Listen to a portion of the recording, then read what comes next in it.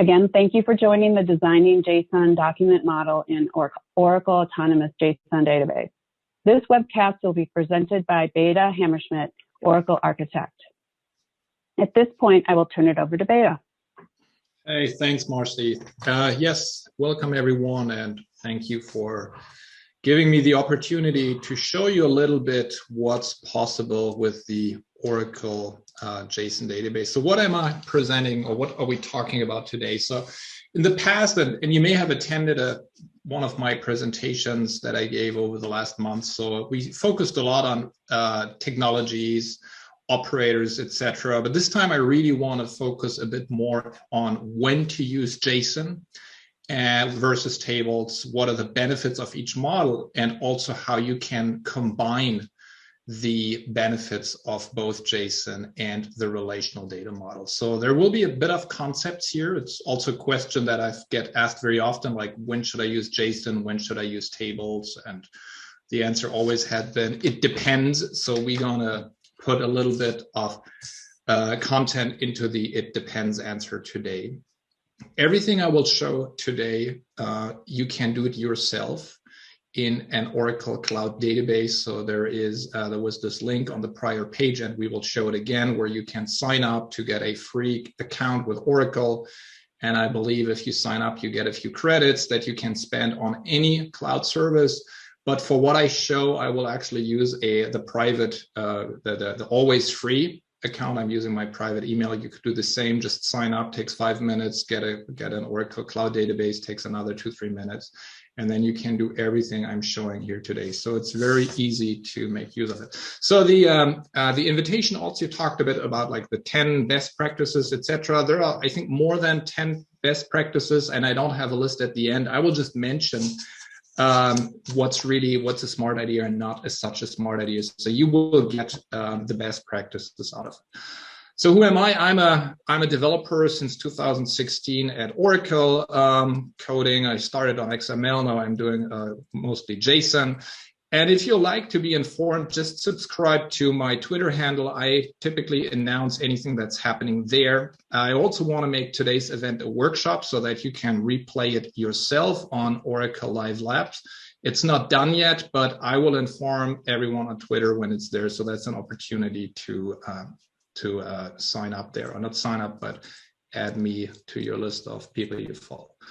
Good, and to make this a little bit more interesting, I thought we're gonna look at a sample application here. And it's quite simple. We wanna build something like a store or inventory management for used items. And maybe we start out with saying, hey, I wanna sell books and movies, and I don't know if it goes well, I may sell other things in the future.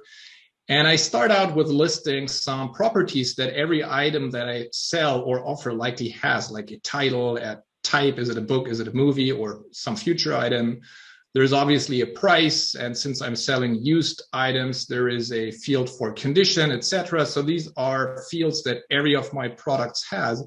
But then depending on what the product type is, there are specific attributes. So for example, a book has an author, and a movie has actors. People may want to search for movies on actors, and a movie is a DVD or a Blu-ray or a Laserdisc, whatever.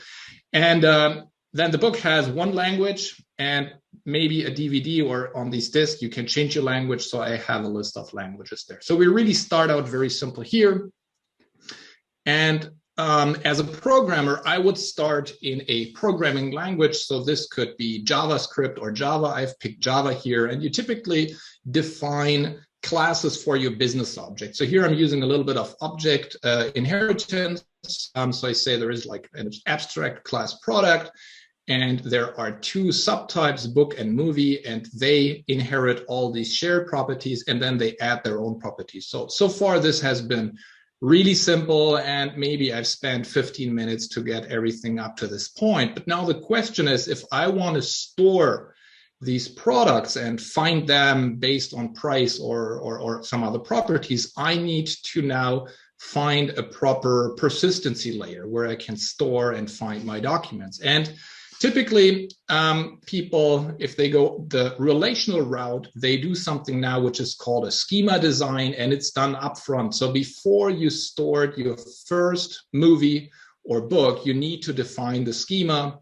There are even formal processes, different normal forms. I just picked randomly one way to store this. And you see that everything sounded so simple so far, but I'm already having like, what is this, like half a dozen or even more, 7 tables, if I count correctly. And basically, I need a common base table, and then the books and the movies have some other tables.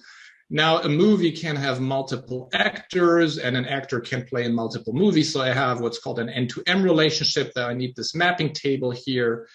And my languages are similarly, so I need a mapping between the movies and the languages. But for the books, there's just a 1-to-N relationship, so I can directly link to the language table. So at this point, this already looks a lot more complex than the previous slide.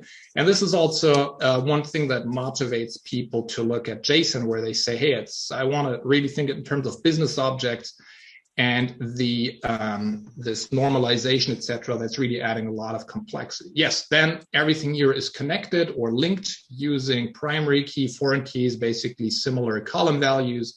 And they're also used later to, these are typically join passive. I aggregate the data back, I follow these links. So now after this schema design, we have to do a lot of create statements to create all these 7 tables. We're adding these constraints. So this schema translates into table DLL, and where I also list the column data types, etc. So I just put it very short here. And now if we look at the right side, if you would go the JSON route, there is basically no upfront schema. And if you have document store APIs, there is typically a command that creates a collection. I will later show Oracle's implementation of a document store API, which is called SODA, and we have a function called create collection, and you give it a name, in this case products. And at this point, after this single line, you're actually already able to store your first product JSONs. But it doesn't end here with just creating the backend. You also need to, if you want to insert or query one of your business objects, let's say we want to insert a new movie. So in the relational world, you have to now populate these, maybe not all the 7 tables, because you don't need to populate the books table for a movie, but you may have to populate the actors table, actually depending whether this movie adds a new actor or if this actor is already present. So you may have a Java function which is called store movie, and it gets this movie business object, and it needs quite some magic to insert into these multiple tables, find out if it needs to add a new language or a new actor, or if it just links to an existing one. If we look now at the right side, all we do is we insert a JSON into our collection. So again, it's very simple. We have these key value pairs. There is a type field where we say, hey, this is a movie. And then we have all the fields that apply for a movie.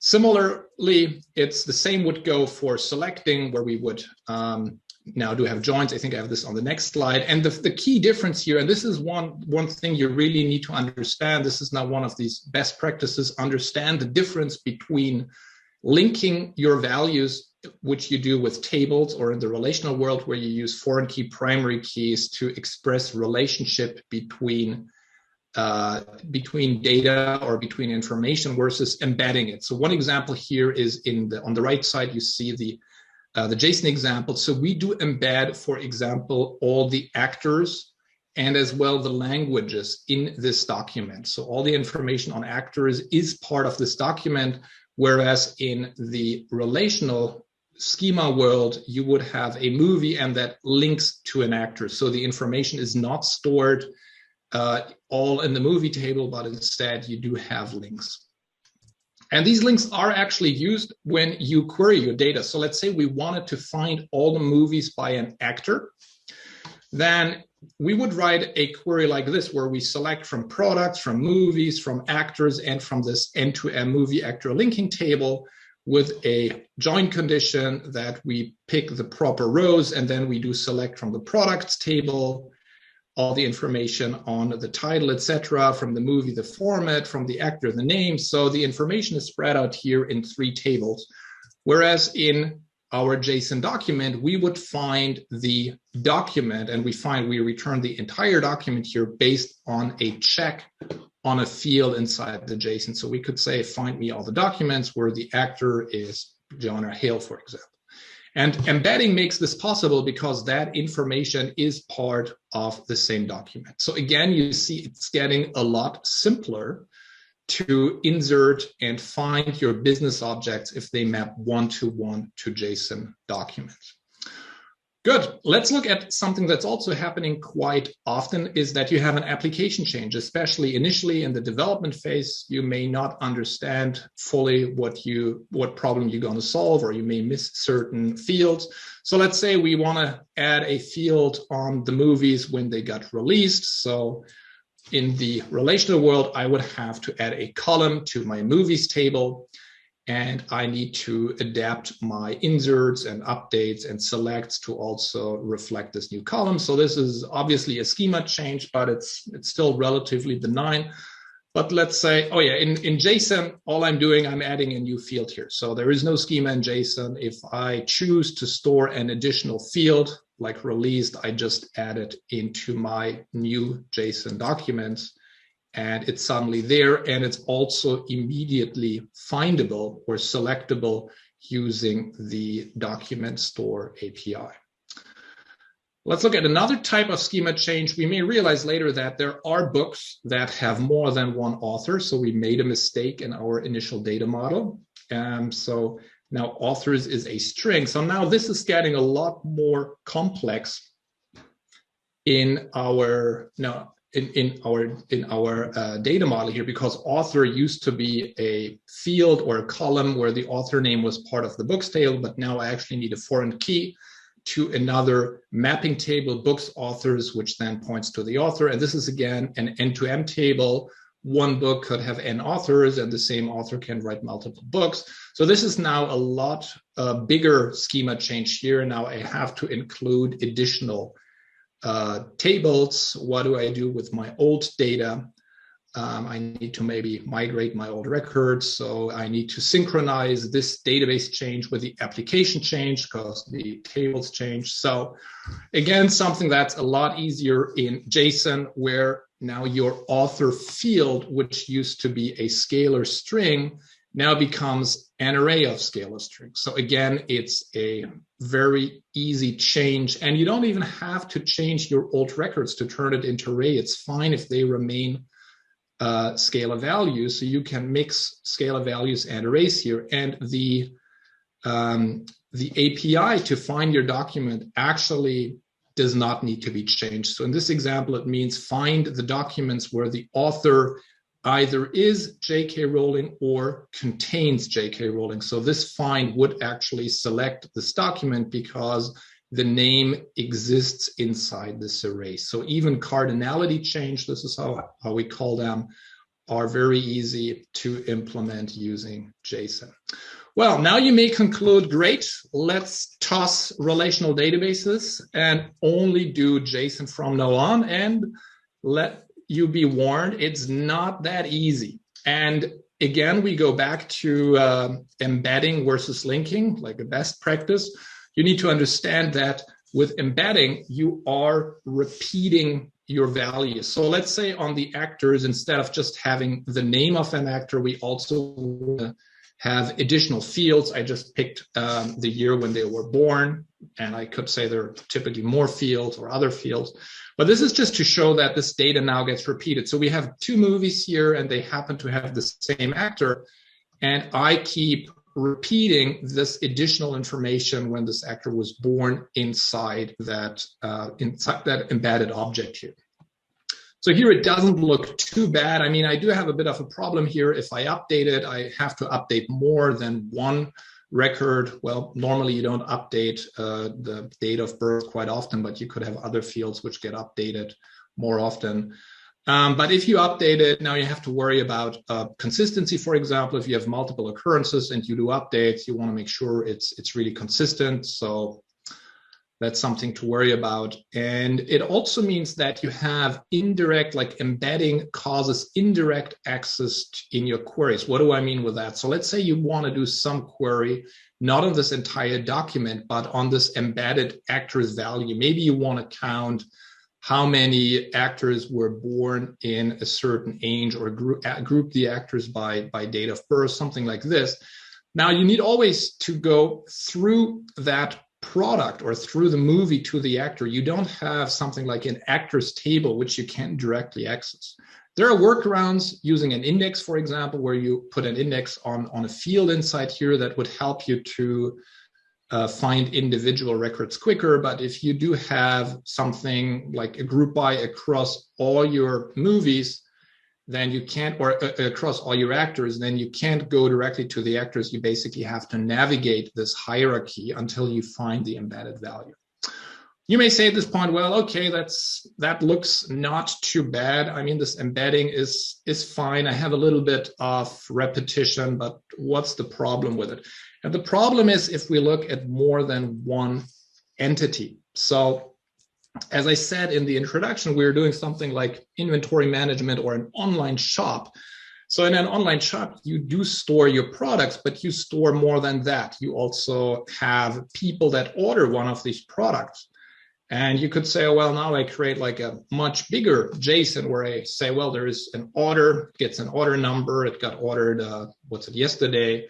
This is the customer information with credit card information, so on. And then, or here is the line items with all the movies. So you create like a massive piece of JSON, which actually mixes a lot of different things. And this can easily become a nightmare. I mean, we've seen such JSONs out there in reality. They're quite not popular, but they happen if you use a NoSQL database, which is not too strong on joins. Then people say, hey, I need to avoid joins at all costs, because a join means I may have to write some custom code. The database can't really join it. So I do this embedding, which can also be seen as kind of a join. You join these documents or you store them in a joint fashion. But this now, storing it this way creates, I hope you can see that this creates a lot of problems. So if you want to update a product, it's no longer really existing. It's somewhere inside these line items, or even like the customer could now be inconsistent. So what you really want to do is, even if you use JSON, you want to understand what are my entities. So an entity is something like a product or a purchase order or a customer or actor. And here we basically have created different JSONs for each of these entities. So we do have this purchase order JSON document, and you see, instead of embedding the customer information, it uses something like a reference or a link by saying, I have my customer ID here, and it points to another collection or another JSON where this ID is being used. And the same with a product. In my line items, I just say, hey, this is the product ID, this is the quantity, and maybe the price at the time I ordered it, so that the price can change afterwards in this product collection, something like this. But these links here, they are not really links. They just happen to be some values which match, or hopefully match, a value in another JSON. So there is nothing really in the JSON world itself that guarantees consistency or integrity. And this is something I'm going to show in a second, using our autonomous JSON, how you can combine, for example, relational concepts with JSON to solve that. But just something at this point you may want to do is you want to say, hey, I don't want to able to erase a customer if there's still an open order out there, or I don't want to insert a new order which points to a customer that's not existing, etc. So really the question you need to ask when you work with JSON is, when do I use linking and when do I use embedding? So it may still be a good idea to embed the actor information here. Imagine you have like a website where you want to show a product. So you don't want to go and do a lot of joins or link navigation to find all the required information. So everything you need for a product, it might be a good idea to also put an array of actors in there, even if it means you need to repeat some of the data. Yeah, in the relational world, this is the last time I show this complex graph. I hope here it's really easy. If you wanted to extend this, you would have to add a table on purchase orders, and purchase order points to or links to a customer. And there is a line items table that points to the product. So this is really not a problem in the relational world that you have different entities building a relationship. And the other benefit of these relationships is that they give you direct access to different values. For example, for analytical queries, let's say you wanted to find out which are famous actors given by zip code, for example. So you would say, well, for this query, I need my actor table, and then I navigate into the movies to my products and line items and purchase orders. So you would select from all these tables, but it would be relatively easy to express an analytical query that aggregates all the information from the tables and gives you a good result on what movies maybe to show people who sign up in a new zip code. So at this point, you're probably a bit confused. So what is it now? Is it JSON or is it relational? And I hope you understand that each of these models has clear benefits, but also limitations. And now we want to do, we want to see if we can combine these benefits of JSON and relational and see what's possible with the Oracle database. And with this, I am closing this presentation here, and we go to, hold on, I'm logging into the cloud. So if you sign up here, you basically get a cloud account. This is what it looks like. I just logged in, and if you click on this hamburger menu, you see under Oracle databases, you see our different database products, and you see there is the Autonomous JSON database. That is the one that I am talking here about, and it's grayed out. And the reason is that this is not yet available in the always free tiers. So you have to wait for about, I think, 2 weeks or something was told to me that it could be joining the free tier at some point in the future. Don't cite me, I cannot give you any guarantee. But what you do is if you sign up the first time, you get some credits. You can use them for the Autonomous JSON database, or if you are already having a cloud account and you don't have credits like me, I use the always free tier account. And here I can use the Autonomous Transaction Processing Service. That's basically a superset of the Autonomous JSON database. So it can do everything that the Autonomous JSON database can do, but as a paid service, it would be a bit more expensive. So let me close these windows here. And I'm using a 21C database, and that has our latest features and the SQL JSON data type and some other things. And then I go into database actions here. I need to log in.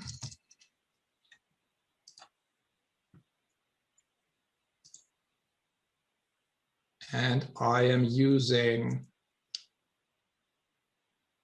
2 different database actions here for now. One is the JSON workshop, which allows me to work with JSON. And I'm also using the SQL Developer Web to do some SQL operations here. And now you will see my head tilting to the right from time to time because I will be copying some statements here. So we go out in the JSON workshop. I basically have a collection view on my database. So I can start out with creating a new collection, and this big window pops up. I ignore everything that's on there. I just pick the default, and I want to create a collection called products. And now it's been shown here. And now let me insert my first document here. And this is just a UI, right? So you would typically, if you write an application, you would use a built-in or a driver for a programming language, or you would use REST to do these operations that I'm showing you here in the UI. So I'm creating a new document. You see there is a confirmation the new document got created. I see it here at the bottom.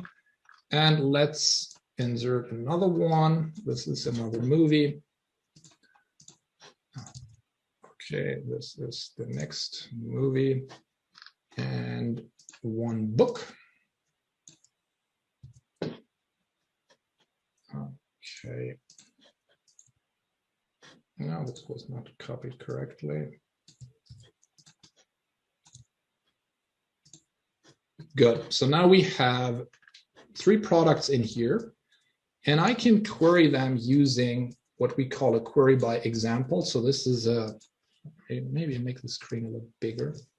So this is a query expression, and it says, give me all the documents that have a field type and where the corresponding value is movie. So we see the book did not get selected, but our 2 movies got selected.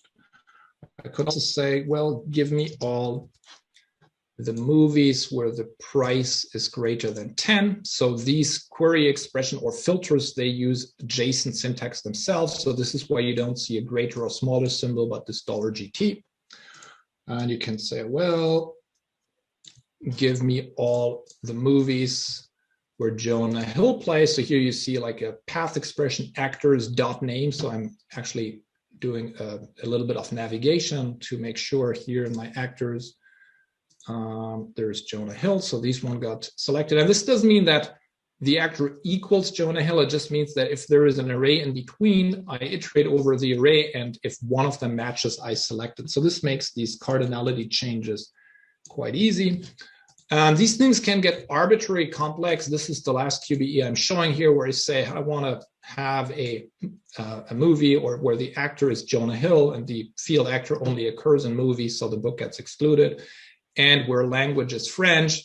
So now I see here language, there are 2 values and French match. So this is a very easy way to select entire document based on some properties. Under the cover, and I will show that in a second, this is actually automatically translated to SQL expressions. So what the database sees are not these expressions here, but actually an equivalent SQL JSON statement, which means that the database, if it has an index or a materialized view or optimizer has some plan choices, it will pick whatever is best here.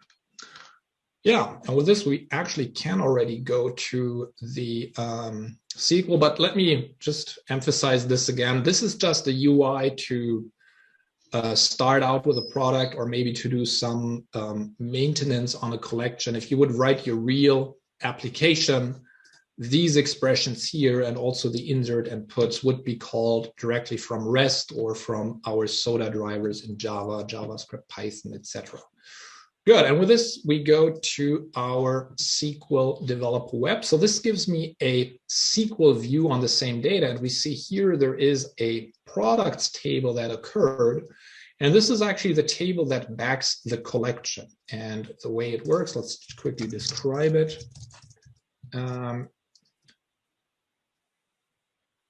So we see that our JSON document is stored as a JSON. So in the 21C release that is being used here, there is a native data type JSON. It also uses a optimized storage format that is faster on queries and on updates.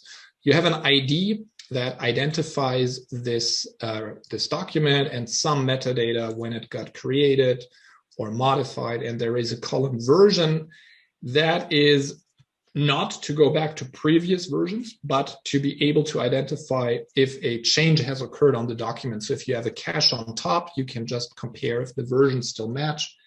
And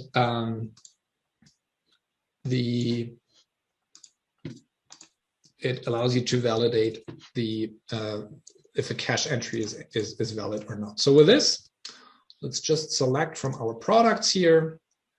And you see, we see these fields, this ID got auto-generated, and now the JSON document here, it's not rendered yet as a JSON, so it says object. So what we need to do is, especially since this is a binary representation, we need to convert this to a string, and we do this with this JSON serialize function.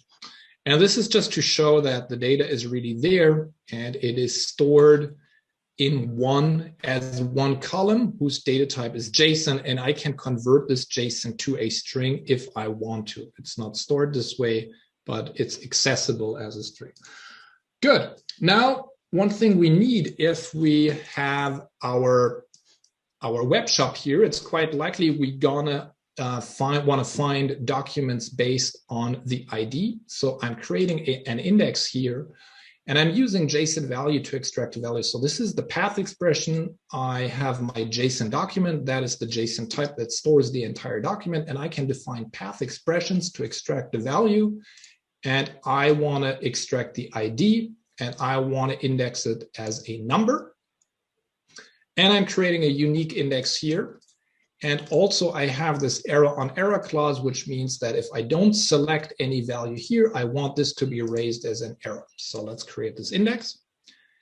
And now we go back and we want to insert a new movie in our database action field. So we say, hey, let's insert a new record here, a new movie. And this one does not have a field ID. Instead, it has a field SKU. And we would now expect this insert to fail. And it actually does. We don't see this green confirmation message here. It would be great if there was a red one, but instead we see a rest call failed. Doesn't give us a lot more information, but the reason really is that this index said, hey, it's not missing there. Actually, we can try this out in a second, but let's replace this. Let's do an insert here, and then we say, no, actually we do it differently. We don't do it here because there is no good error message. We go back to our SQL world here, and we do an equivalent operation, which is a soda insert. So this is basically what's happening if I click this button here. This is under the cover, this is an insert, but I can also call it directly on the command line, so to say. So I want to insert my product, and again, this does not have the ID. I use this field SKU. So if I run this, now I see the proper error message, JSON value evaluated to no value, which means ID could not be found. Well, let's convert this into the ID field, then probably everything is fine, and let's run it. And no, it's not fine. The unique constraint got violated, and this is because this ID was already being used in another product. So this index serves actually three purposes on our JSON. It obviously makes access to the data faster if I'm able to insert data. And it makes sure a value is present and also unique. So now if I give it a new value here, then this hopefully goes through. Yes, JSON document inserted successfully. Now I could also use soda here to find it. So there is a soda get call. So this is similar to in this interface where I have my query expression. I can just use it here on this command line as well. And I say, give me all the products where the ID is 9191. That's the one I just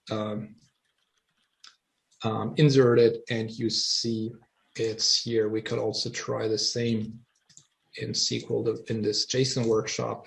And yeah, here we see, there it is. Good. Ada, in the next update, we should not be hiding that error message. I'm very much looking forward to that. Thank you, Jeff. Yes. It's always coming in the next release. Yes. Well, that's good, right? It's a very active area, so people know we are improving it, fixing bugs, etc. So yes. Yep. Thank you. Good. And let's also show a third access layer here, which is directly REST. So you see actually here in these URLs, it already looks like something is calling ORDS here. So if you're familiar with ORDS, that's Oracle REST Data Services. And I can also access my products collection through REST here. And what I need to do is here, soda latest. So I'm absolutely no REST expert, but we got Jeff here and he will answer hopefully all and tell me everything I did wrong here. But this is basically a URL to the same cloud service, but I'm saying, well, I want to use Oracle REST Data Service. My username is admin. I want to use this simple Oracle document access service. This is SODA. This is this document store API. And latest is, I think, just a convention, our standard. Everything has to be trailed. That's the version of the API that you want to use. Okay, version. That means you're brave. Latest means you're brave. I think we only have latest, but I think that's all we have too. Yes. But what you see here is you get back an object, and it has this item field, and inside it says, well, there is something named products, and this is actually your products collection. So I believe if you add products here, now you get back, this is a read access to your collection, and you see, where's the movie I just added? Yes, there it is. There is an object. This is the ID 9191. And you basically, here you get chunks of, I think, 20 or so you can paginate through your result. It gives you like these URLs where you find the next. So this is a very comfortable way to access your data as REST. I'm doing this in the browser here, and the browser can only do GET requests. So if I want to insert something, I need something that can also do put requests. And I have my post in this case. I need post.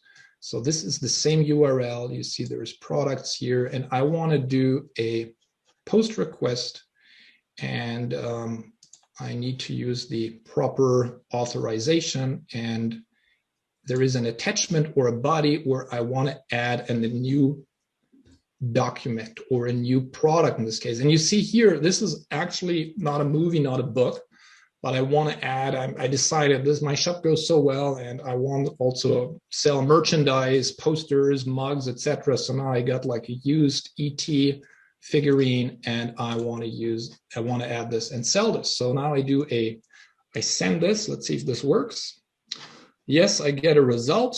It says, hey, this is the ID that got created, etc. So let's go back here. I'm feeling more comfortable in this view. So let's just query. No, actually, let's be a bit risky. Let's say type : toy. Hopefully the casing was correct. Nothing to display. Okay, let's. Uppercase toy. Okay, so it is case sensitive.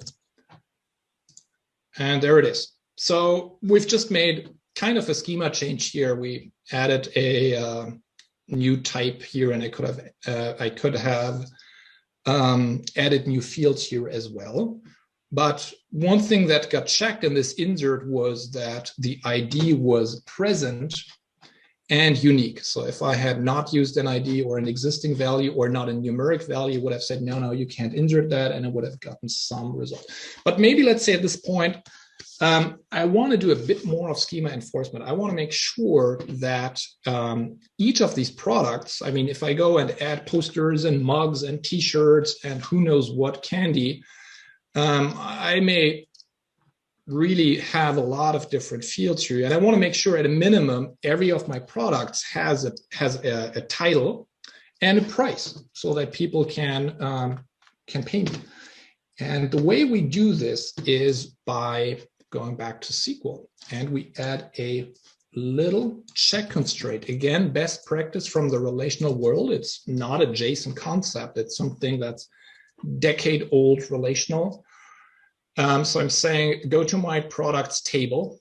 Collection is also a table. Add a constraint, and I name it required fields. And it needs to check that the following expression is true using this JSON exists operator. And it says, hey, in my document, there must be a title whose type is a string.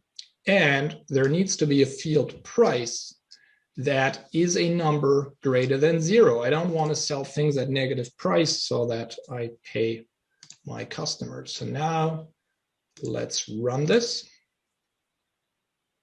So I altered it, and let's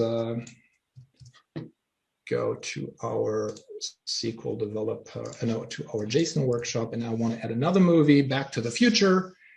And you see it misses a price here. So again, the creation will fail. We get this rest called failed message here. So let's, it did not get inserted, but let's add a price. And I'm not showing you if this is a negative number, it will fail. You have to trust me on this. So this is a VHS. This is really old 199, comma, create. And now you see what we didn't see before, the confirmation, this document is there.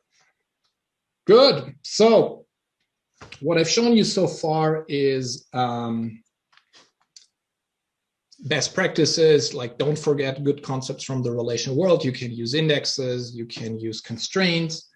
Let's do a bit of SQL access over the same data just to show what's possible. So I can use, and this is now where we go into, so our application now is probably able to fetch a one document by its ID and display it. It can maybe fetch movies by actors and display them. But now we want to use a bit of SQL to issue some queries that may go into become analytical queries. So this is just to show you can use SQL to extract fields from the JSON. So here we extract the title and the price and the format. And because our storage model is JSON, everything I extract is also JSON. So in order to make it accessible to SQL, for example, for comparisons, I have to give it a SQL data type. This is what this trailing function does. So here I can say price is a number. So if I add order by number, it actually does proper number ordering and not alphanumeric order. So with this, we see that it extracts one value from every movie, but we have the actors. So we have multiple values per row. And we actually use a slightly or somewhat different syntax here where we do the extraction in the from clause. So this is a short version of JSON table. Let's just run it here to see how it works. So what I do is I go to my products table and I pick the JSON document column and I list the columns that I want to extract. So this is these are all the columns I want to extract. I want to extract my title. I want to extract the type and the price. And the default is always a varchar for 1000. So with price, I add this number field. It makes it a number and the format. And then you see here with actors, I'm not extracting the actors array, but instead I say I want to nest the actors themselves. So I do this nested actors star. So this means iterate over my actors and extract out the columns for the name and when they are born. So you see here that for one movie, instead of like this one JSON document now yields us two different rows because there are two different actors in this movie. Good. And with this, I want to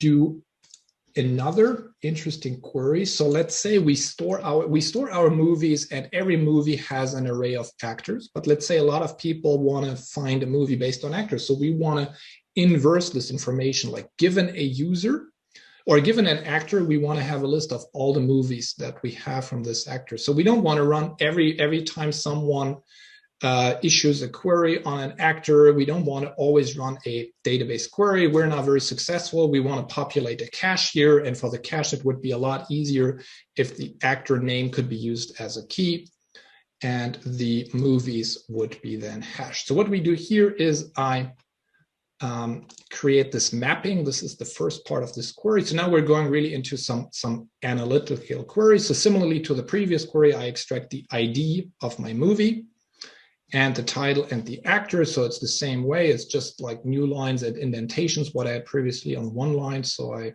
again, go to my JSON document, get the ID, the title, the type, nested actor, where the type is a movie. So now this gives me a mapping between the movie title and an actor.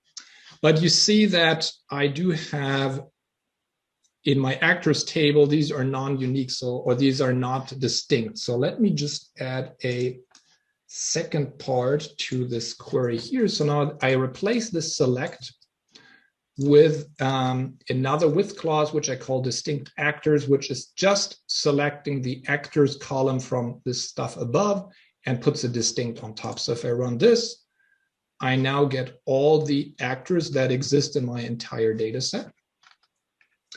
And now to build the result I want, I replace this last line here with something that generates JSON. So I want my actor name to become the key of a new JSON object. And there is another field called movies, and the value of this movie is an array, or the value of this field is an array of all the movies. So if we run this here, so I'm using this JSON generation function. Well, unknown is not good. Move the cursor to again. So now what we get here is actor. Let's look at the second one. Jonah Hill is the actor. And now you see movies. This is the string of all the an array of all the titles that this actor plays in. Good. So now what we could do is, let's say we do have a cache on top, and we want to periodically, we want to send an updated version of this result. So I create a view here, create view actors movies, and now if I go back here to my view, I see actors movies, and now I can say I want to enable this for REST. And I'm just copying out this URL here, so you see it's has this view name at the end, enable, and I go here, and let's see if this works. It's loading, there it is, and you see here embedded in this items clause is the data. So this is actor Jonah Hill, and we see the two movies here in an array. So now I could, I don't know, populate a cache from this data, and I don't have to hit the database all the time. Someone of my million customers is looking for a movie by actor.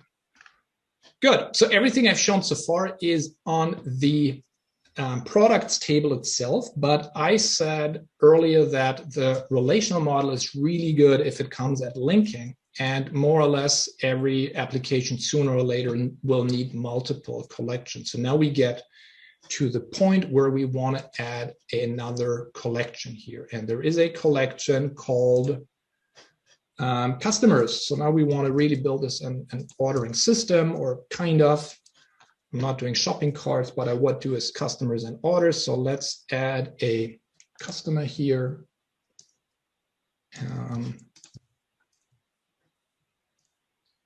This is our customer, and let's add another customer here. And you see this customer has two addresses. So maybe one is a shipping address. So I omit a lot of fields here. These are really short records. In reality, they would be a lot bigger, but here you see a customer could have multiple addresses. Maybe one is home address, the other is work address. And now let's say we want to find out quickly a customer based on, for example, the zip code. And in the past, we used to have the functional index, which could evaluate a function, but had its issues with arrays. And in 21C, we now have a multi-value index. So what I can do is I can create a multi-value index, and it selects the zip code as a number under the address. And you see address star means this could be an array, so it can index multiple values per document, or in this case, an array value. So this is really an array index. And now if I want to look up my customers, I'm using SQL here, so I use JSON exists. This is actually what these QBEs, these filter expressions rewrite to. They rewrite to JSON exist. And the reason I'm showing it here and not in here is that I want to show the plan. So if I run this query, we see that our two customers get selected because they have both an address in this zip code. But if I look at the plan for this query, this is the interesting part, then you should see, hey, why is the index not being used?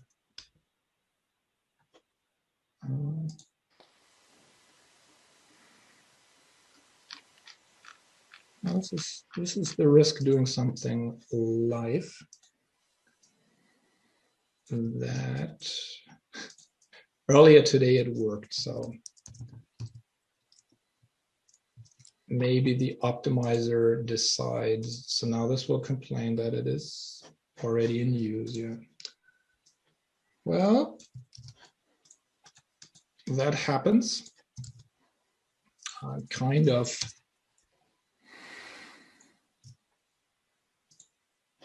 surprised at this point. Oh, there it is. I don't know. It kind of chose for this one zip code to not use the index. I now modified this zip code here, and you see this multi-value index is being used. Okay, finally, I'm not sure why it didn't happen the first time, but you see that for queries like this, it's now using the multi-value index.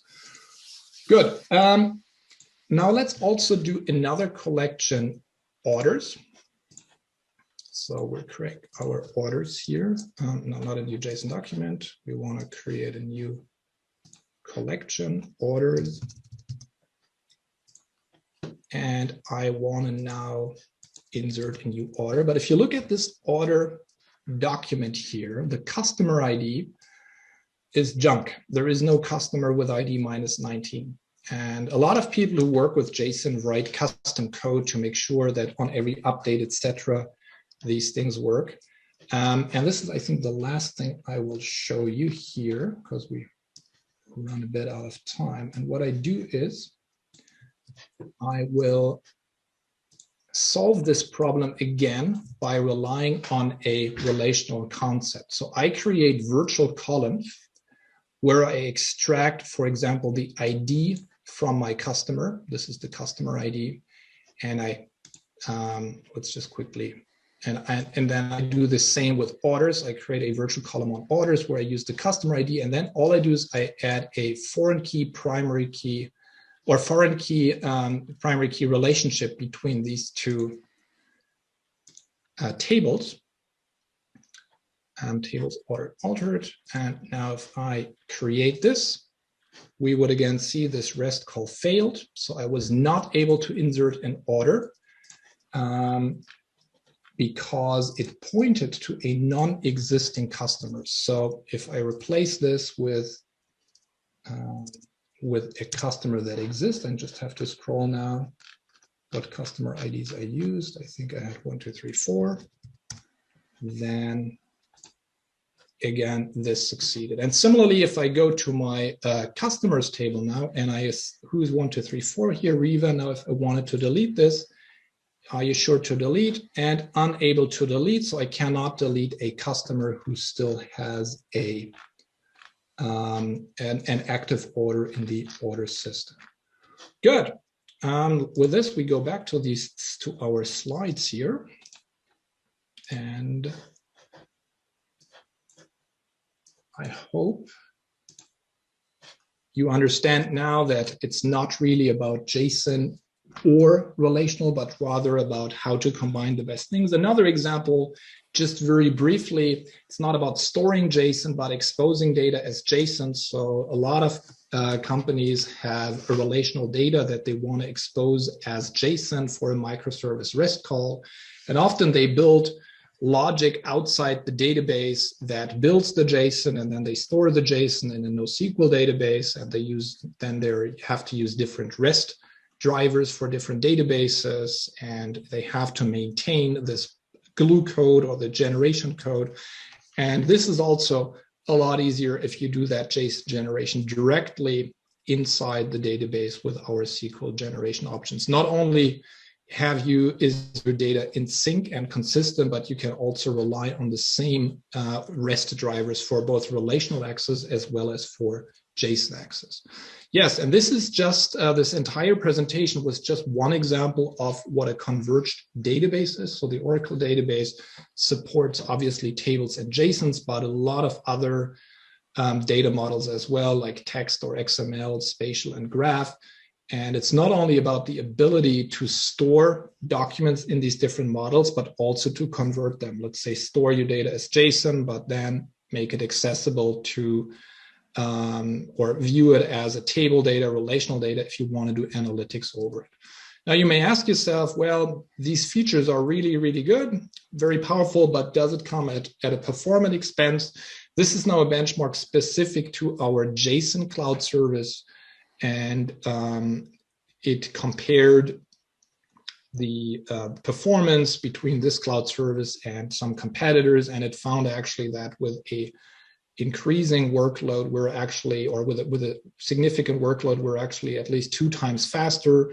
The reason is not so much the JSON, but really how good the engine is with parallel execution. So Oracle is really excellent of handling large workloads. So if you have a lot of operations per second, and you need transactions, and you have reads and writes simultaneously, then you have really an excellent engine that you can leverage not only for relational, but also for JSON. Yes, and with this, I left a couple minutes for questions.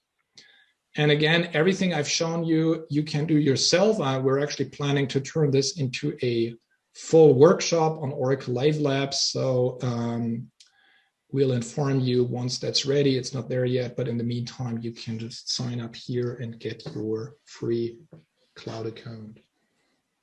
Good. Any questions?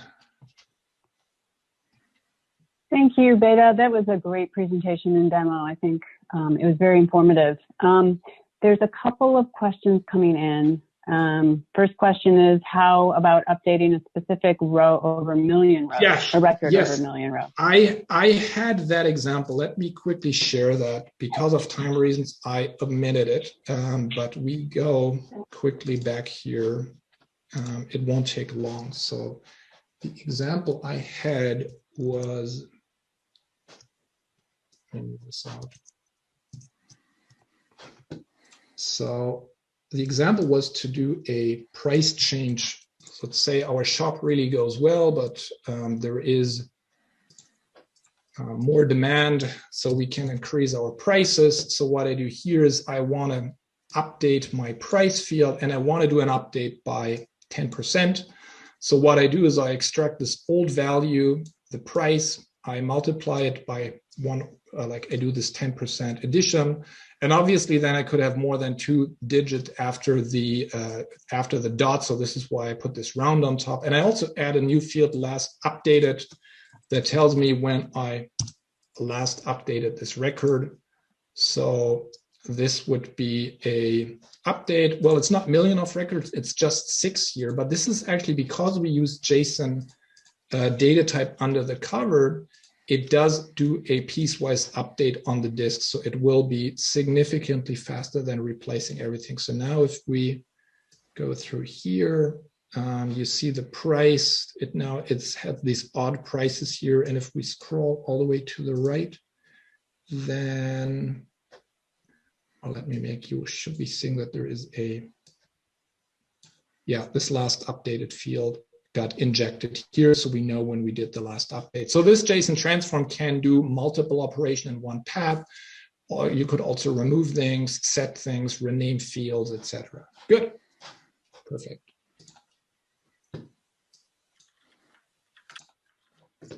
Great. I think we're pretty much out of. I think we're pretty much out of time. So maybe you can let them know how to reach you. Yes. If you have additional questions. BCH_T is my Twitter handle, or otherwise beta.hammerschmidt@oracle.com. I believe there was a question on Apex, just a quick answer on that. Autonomous JSON database cloud service, you can also use Apex. I believe that's right, Roger, correct? Yeah, I think that's, or Jeff, do you know?